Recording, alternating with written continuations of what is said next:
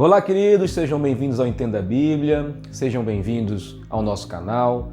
Hoje nós vamos conversar um pouquinho sobre os livros de crônicas, os registros históricos pós-exílico do povo de Judá e de toda essa renovação da aliança e da esperança messiânica. É sobre isso que nós vamos falar no Entenda a Bíblia de hoje.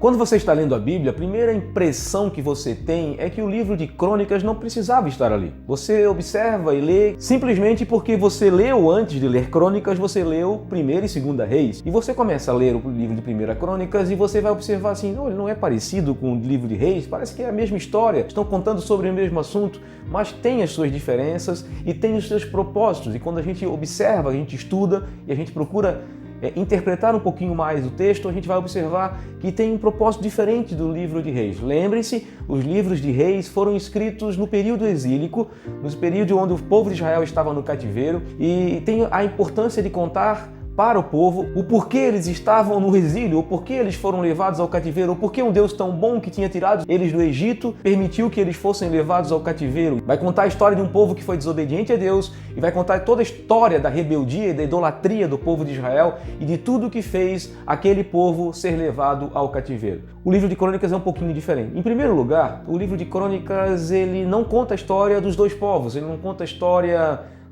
do povo do norte e do reino do sul, por exemplo. Ele não conta a história de Judá e de Israel, ele conta simplesmente a história do povo do sul, simplesmente conta a história dos judeus. Ele foca naqueles que foram diretamente levados ao cativeiro babilônico. Lembre-se, o reino do norte foi levado pelos assírios, o reino do sul foi levado ao cativeiro pelos babilônicos. Então, ele conta mais ou menos a história da restauração do Reino do Sul, a história dos judeus. É claro que ele engloba isso como um povo e tem a esperança dessa unidade por meio do Messias, por meio daquele que haveria de vir. Então, basicamente, essa é uma das diferenças. A segunda diferença é que o autor de Crônicas tem um outro propósito. Ele tem o propósito de firmar a aliança davídica e a ideia do Messias, da vinda do Messias. Ele foi escrito pós-exílio, não no meio do exílio, e não para explicar os motivos do exílio, mas para trazer novamente a lembrança do propósito do reino, o propósito da presença de Deus, o propósito da vinda do Messias e o propósito da aliança que Deus fez com Davi. E também a ideia da adoração. Então ele faz uma restauração também, ele promove uma restauração